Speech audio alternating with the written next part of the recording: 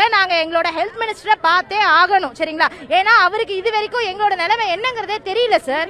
டிபிஹெச்ல இருக்கிற டாக்டர்ஸை பத்தியோ டிபிஹெச்ல இருக்கிற ஸ்டாஃப்ஸை பத்தியோ தான் சார் அவங்களுக்கு தெரியுது.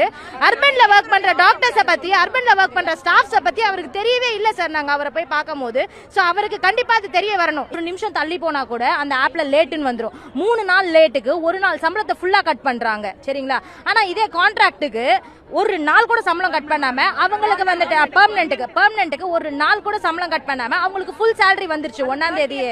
ஆனா இது வரைக்கும் எங்களுக்கு சேலரின்றதே வரல. இன்னைக்கு தேதி 11 ஆகுது. இது வரைக்கும் வந்துட்டு எங்களுக்கு சேலரி வரல உட்காந்துக்கிட்டு. ஸோ அதே மாதிரி சம வேலை சம ஊதியம் வேணும் தான் நாங்க கேட்டுட்டு இருக்கோம். பெர்மனண்டா இருக்கிற டாக்டர்ஸும் சரி கான்ட்ராக்டா இருக்கிற டாக்டர்ஸும் சரி எல்லாருமே ஒரே கேடர்ல தான் படிச்சுட்டு வந்திருக்கோம். எல்லாரும் ஒரே வேலையை தான் நாங்க செஞ்சுக்கிட்டு இருக்கோம். ஆனா அவங்களோட சம்பளம் வேற எங்களோட சம்பளம் வேற. ஏன் எங்களை அப்படி ட்ரீட் பண்றீங்க? ஏன் நாங்க இதை வந்துட்டு பல வருஷமா வந்து நாங்க இந்த கோரிக்கைகளை வச்சுட்டு தான் இருக்கோம். பட் ஆனா இது வரைக்கும் எங்களோட கோரிக்கைகளை எல்லாருமே காதுல வாங்குறாங்களே தவிர எதையுமே வந்து நிறைவேற்றினதா கிடையவே கிடையாது. நாங்க எல்லா அபிஷியல்ஸையுமே போய் பார்த்துட்டு அபிஷியலா லெட்டரும் கொடுத்துட்டு வந்துட்டோம். பட் இது வரைக்கும் எங்களுக்கு கிடையாது. பெர்மனண்டா இருக்கவங்களுக்கு மெட்டர்னிட்டி லீவ் கொடுக்குறாங்க, எம்எல் கொடுக்குறாங்க, இஎல் கொடுக்குறாங்க, எல்லாமே கொடுக்குறாங்க. ஆனா கான்ட்ராக்ட்ல இருக்கவங்களுக்கு இங்க பாருங்க, இந்த டாக்டர் வந்து பிரெக்னெண்டா இருக்காங்க, இவங்களுக்கு 3 மாசம் லீவ் எடுத்துக்கலாம். பட் ஆனா எல்ஓபில தான் லீவ் எடுக்க முடியும். சம்பளம் கிடையாது. அவங்க லாஸ் ஆஃப் பேல தான் லீவ் எடுக்க முடியும் சரிங்களா. எங்களுக்கு எம்எல் கிடையாது, எந்த இஎல்லும் கிடையாது, எந்த மெட்டர்னிட்டி லீவும் கிடையாது. வாரத்துல ஒரே ஒரு சண்டே மட்டும்தான் லீவு. அந்த சண்டேலயும் எங்களுக்கு நைட் டியூட்டி போட்டாங்கன்னா அதுக்கான காம்போ ஆஃப் தரமாட்டாங்க எங்களுக்கு சரிங்களா. நைட் டியூட்டினா 24 hours நைட் டியூட்டி பண்ணணும். காலையில 8 மணில இருந்து மறுநாள் காலையில 8 மணி வரைக்கும் எங்களுக்கு டியூட்டி சார், நைட் டியூட்டி.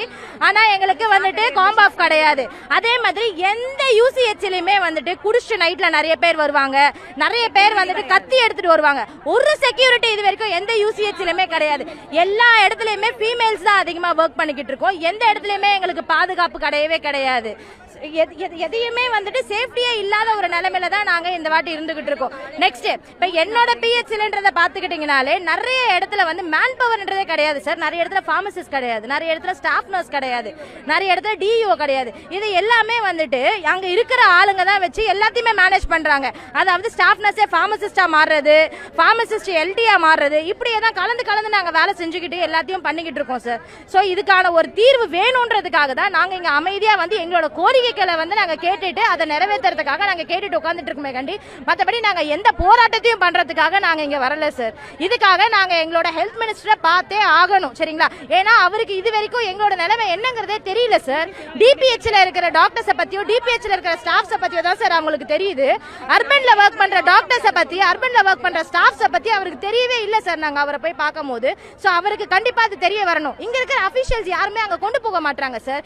இப்ப வந்து ஆட்சி வேணா புதுசா இருக்கலாம் சார். ஆனா இங்க இருக்கிற அபிஷியல்ஸ் எல்லாமே இதுக்கு முன்னாடி பலசா ஒர்க் பண்ணிட்டு இருந்தவங்க தானே. அவங்களுக்கு எல்லாருக்குமே தெரியும்ல எங்க நிலைமை என்னன்னு சொல்லிட்டு. ஏன் கொண்டு போல இத்தனை வருஷமா எங்களை பத்தி ஏன் கன்சிடரே பண்ண மாட்டீங்க? அப்ப பெர்மனன்ட்னா ஒரு நியாயம், அப்ப கான்ட்ராக்ட்னா ஒரு நியாயமா? எங்களை பத்தி நீங்க கன்சிடர் பண்ணவே மாட்டீங்களா? இப்ப இத்தனை வருஷம் இவ்வளவு 12 தேதி ஆகுது, சேலரி போடல. 2ஆம் தேதி இஎம்ஐ கட்டுறவங்க எல்லாம் என்ன சார் பண்ணுவாங்க? அவங்களுக்கு எல்லாம் லீன் வந்திருக்கும். வாடகை கட்டுறவங்க என்ன பண்ணுவாங்க? ஸ்கூல் ஃபீஸ் கட்டுறவங்க என்ன பண்ணுவாங்க? எல்லாத்துக்கும் இவங்க எல்லாம் எங்க சார் போவாங்க காசுக்கு? அவங்க வாங்குறதே ஏஎன்எம்ஸ் எல்லாம் வாங்குறது 12,000 ரூபாய் 14,000 ரூபாய் சம்பளம். ஆனா அதே வேலை செய்யற பெர்மனன்ட் வாங்குறது 1 லட்சம் ரூபாய்க்கு மேல சம்பளம். அந்த பிள்ளைங்களா என்ன சார் பாவம் பண்ணுச்சு? ப்ரமோஷன்ஸும் இதுல வரைக்கும் வந்து அவங்களுக்கு எல்லாம் சம்பளம் வரல, இது வரைக்கும் சம்பளம் வரல. அப்ப அவங்க எப்படி வீட்டு வாடகை கட்டுவாங்க? எப்படி சாப்பாடு சாப்பிடுவாங்க? அந்த பிள்ளைங்க எல்லாம் இங்க இருந்து திருவள்ளூர்ல இருந்து அரக்கோணத்துல இருந்து வராங்க சார். அவங்க எல்லாம் எப்படி வந்துட்டு இந்த இதுவை வந்துட்டு இது பண்ணுவாங்க? சம்பளம் இல்லாத ஒரு நிலைமையில இப்ப இருக்கிற விலைவாசியில 12,000 ரூபாய் 14,000 ரூபாய் எல்லாம் வச்சு எப்படி சார் குடும்பம் நடத்த முடியும்? எப்படி ஃபீஸ் கட்ட முடியும்? எப்படி என்ன பண்ண முடியும் உட்காந்துட்டு? அதே மாதிரி மக்களை தேடி மருத்துவம்னு சொல்றாங்க. மக்களை தேடி மருத்துவம்க்கு அந்த ஸ்டாஃப் வாலண்டியர்ஸ்க்கு அந்த பிள்ளைங்க பாவம் வந்து ரோடா போயிட்டு எல்லாருக்கும் போய் எல்லா மெடிசன்ஸ் எடுத்துட்டு போய் கொடுத்துட்டு இருக்காங்க. சுகர் டெஸ்ட் பண்றது, பிபி டெஸ்ட் பண்றது எல்லாமே பண்ணிட்டு இருக்காங்க. ஆனா அவங்களுக்கான சம்பளம் வெறும் 6,000 ரூபாய் சார். இதுக்கு முன்னாடி 4,000 தான் இருந்துச்சு. இப்பதான் அது 6,000க்கு ஏத்திருக்காங்க. அதுவும் இப்ப 3 மாசமா அவங்களுக்கு சம்பளம் கொடுக்கல. எல்லாருமே எங்க வேலையை செஞ்சுக்கிட்டு தானே சார் இருக்கும். சம வேலைக்கு சம ஊதியம் வேணும்ன்றது தான் சார் எங்களோட கோரிக்கை. பேச்சுவார்த்தையில் ஈடுபடுறதுக்காக உங்க டீம் உள்ள போயிருக்காங்க. உங்களோட கோரிக்கைகள்லாம் சொல்லியிருக்கீங்களா? உங்களோட கோரிக்கைகள் நிறைவேறுன்ற நம்பிக்கை இருக்குங்களா உங்களுக்கு? சார் எங்களுக்கு இங்கே கமிஷனர் எங்களோட ஹெட் சார் அவர்கிட்ட நாங்கள் போய் எத்தனையோ வாட்டி நாங்கள் கொடுத்துட்டோம், கோரிக்கை வச்சுட்டோம், எல்லாரும் போய் தனித்தனியாகவும் போய் பேசிட்டோம், எங்கெங்கே லெட்டர் வைக்கணுமோ அங்கேயே வச்சாச்சு. இங்கே ரெஸ்பான்ஸ் வரலன்றதுனால இங்கே வந்திருக்கோம்.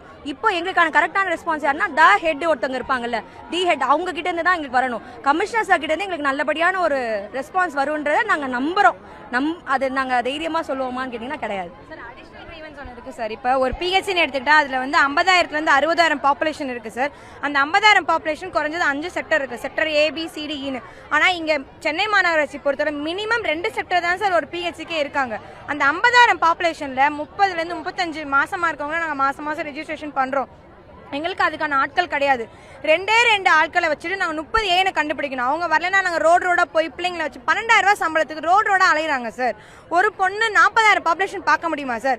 5 பேர் இருக்க வேண்டிய இடத்துல 2 பேர் அந்த வேலையை பார்க்குறாங்க. அதில் ஒரு SHN கிடையாது, அந்த SHN வேலையை இண்டோர் UHN பார்க்குறாங்க. அப்படி இருக்கும்போது அவங்களுக்கு அந்த 12,000 சம்பளம் வராமல் தன்னோட சின்ன சின்ன கம்மல் மூக்குத்தி கூட அடகு வச்சு அவங்க வாடகை கொடுத்துட்டு திருவள்ளூர் காஞ்சிபுரத்தில் ஹாஸ்டல் எடுத்து வந்து ஹாஸ்டல் ஃபீஸ் கட்ட முடியாமல் எவ்வளோ பேர் ரோட்டில் தங்குறாங்கன்றதுலாம் ரொம்ப பரிதாபமான நிலை சார். இதெல்லாம் யாருக்குமே புரியுதில்லை. இதெல்லாம் வந்து நேரடியாக அவங்களோட வயிற்றுல அடிக்கிற மாதிரி இருக்கு. ரெண்டாவது மேன் பவர் சுத்தமாக கிடையவே கிடையாது சார். இப்போ எங்களோட டார்கெட் எங்களுக்கு அச்சீவ் ஆகலை, இன்னைக்கோட நாங்கள் ரெஜிஸ்டர் பண்ணனா எங்களுக்கு அவ்வளோ ப்ரெஷர் வருது சார். இதே ரெப்பன் பில்டிங் நாங்கள் வரணும், நாங்கள் வந்து எக்ஸ்பிளேஷன் கால் ஃபார் எக்ஸ்பிளேஷன் கொடுக்க சொல்றாங்க சார். எங்களை நாங்கள் எப்படி சார் 2 பேரை வச்சுட்டு 35 ஒரு மாசத்துக்கு நாங்கள் கண்டுபிடிக்க முடியும்? இதெல்லாம் டாக்டர்ஸ்க்கும் ரொம்ப சேலஞ்சிங்கா இருக்கு. இப்போ அவங்க வேலை செய்யலைன்னா அவங்க இடத்துல நாங்கள் உட்காந்து நோட் எழுதுறோம் சார், நாங்கள் உட்காந்து போர்ட்டல் என்ட்ரி பண்றோம் சார், நாங்கள் உட்காந்து MRMBS அப்ளிகேஷன் பார்க்குறோம் சார், நாங்கள் உட்காந்து எல்லா டீட்டெயிலும் என்ட்ரி பண்றோம். சிஸ்டர் வந்து ஏரியாவுக்கு போவாங்களா, நோட் எழுதுவாங்களா, டாக்டருக்காக வேலை செய்வாங்களா, என்ன சார் பண்ணுவாங்க? பேஷண்ட் கேர் குவாலிட்டி வந்து கம்மியாயிடும் சார். அதுக்கான ஆள் இருந்தால் மட்டும்தான் குவாலிட்டி ஆஃப் கேரை கொடுக்க முடியும் சார். இந்த பசங்க எல்லாம் இவங்களுக்குலாம் வெறும் 12,000 தான் சம்பளம். இன்னைக்கு இவங்க வந்து நிக்கிறாங்கன்னா இவங்களுக்காக குரல் கொடுக்க யாருமே கிடையாது. இஷ்டனா இரு, இல்லைன்னா போ, நீ இல்லைன்னா இன்னொருத்தவங்க. இங்க நிறைய ஏனம் இருந்தாங்க சார். இப்போ DPH என்ன பண்ணாங்க, அவங்களாம் 10th பாஸ் பண்ண சர்டிபிகேட் வச்சு அவங்கள அப்படியே அப்சர்வ் பண்ணி ரூரல் போட்டிருக்காங்க. ஸோ ரூரல்ல தான் ஃபோக்கஸ் பண்றீங்களே தவிர இங்க அர்பன் PHல என்ன சார் நிலைமை?